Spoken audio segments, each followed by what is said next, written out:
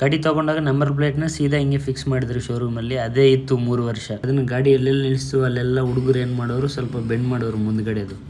ಹಂಗೆ ಮಾಡಿ ಒಂದು ಅರ್ಧ ಮುರಿದೋಯ್ತು. ನಾನು ಸ್ವಲ್ಪ ಬೆಂಡ್ ಮಾಡಿ ಇಡೋದು, ಯಾವನೊಬ್ಬ ಬರೋ ತಿರ್ಗಾ ಸೀದಾ ಮಾಡೋದು, ತಿರ್ಗಾ ಬೆಂಡ್ ಮಾಡೋದು, ಹಿಂಗೆ ಮಾಡಿ ಒಂದಿನ ಬೆಂಗಳೂರಲ್ಲಿ ಏನಾಯಿತು, ಟ್ರಾಫಿಕಲ್ಲಿ ಹೋಗ್ತಿದ್ರೆ ಅವನವನೋ ಬಂದು ಹಿಂದೆಯಿಂದ ಹೊಡೆದ ಸ್ಕೂಟಿಯಲ್ಲಿ. ಹಿಂದೆ ಇರೋದು ಅದು ಪೂರ್ತಿ ಬೆಂಡ್ ಆಗ್ಬಿಡ್ತು. ಆಮೇಲೆ ಎರಡು ಚೇಂಜ್ ಮಾಡಬೇಕು ಅಂತ ಕೇಳಿದಾಗ ಶೋರೂಮಲ್ಲಿ HSRPನೇ ಬರಬೇಕು, ನಿಮ್ಮದು HSRPನೇ, ಅದಕ್ಕೆ ನೀವು FIR ರೈಸ್ ಮಾಡಬೇಕು ಅಂದರು. ನಾನೆಲ್ಲಪ್ಪ ಮಾಡಲಿ ಅಂತ ನೋಡಿದಾಗ ಸೈಬರ್ ಸೆಂಟ್ರಲ್ಲಿ ಮಾಡ್ತಾರೆ ಅಂದರೆ ಅಲ್ಲಿ ಹೋಗ್ಬಿಟ್ಟು ಅವ್ನಿಗೊಂದು 100 ರೂಪಾಯಿ ಕೊಟ್ಟು FIR ಇಂದ ಅಪ್ಲೈ ಮಾಡಿಸಿ ಅದನ್ನು ತಗೊಬಂದು ಶೋರೂಮಲ್ಲಿ ಕೊಟ್ಟು 800 ರೂಪಾಯಿ ಎರಡು ಬೋರ್ಡಿಗೆ ಸೇರಿ ಕೊಟ್ಟಾಗ ಅವರು ಒಂದು ತಿಂಗಳು ಹಿಡ್ಕೊಂಡು ನಂಬರ್ ಪ್ಲೇಟ್ ಎರಡು ವಾಪಸ್ ತಂದು ಕೊಟ್ಟರು ನನಗೆ ಹೊಸದು.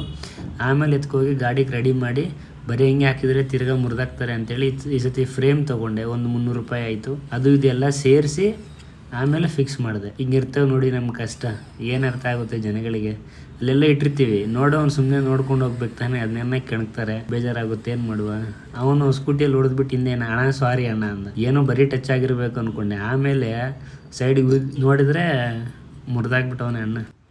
FIR ರೈಸ್ ಮಾಡೋವಾಗ ಹೇಳಿದ್ರು ಲಾಸ್ಟ್ ಅಂತ ಮಾಡಿ ಅಂತ, ಕಳ್ಕೊಬಿಟ್ಟಿದ್ದೀವಿ ಅಂತ. ಇಲ್ಲ ಅಂತಂದರೆ FIR ರೈಸ್ ಆಗಲ್ಲ ಅಂದರು. ಹಂಗೆ ರೈಸ್ ಮಾಡಿದೆ. ಪ್ರಾಸೆಸ್ ಎಲ್ಲ ಆಗಿ ಗಾಡಿಗೆ ಹಾಕೋ ಅಷ್ಟೊತ್ತಿಗೆ ಒಂದು 3-4 ತಿಂಗಳಾಗೋಯ್ತು. ನಿನ್ನ ಬೈಕರ್ ದೋಸ್ತಿಗೆ ಶೇರ್ ಮಾಡಿ, ಯೂಸ್ ಆಗುತ್ತೆ.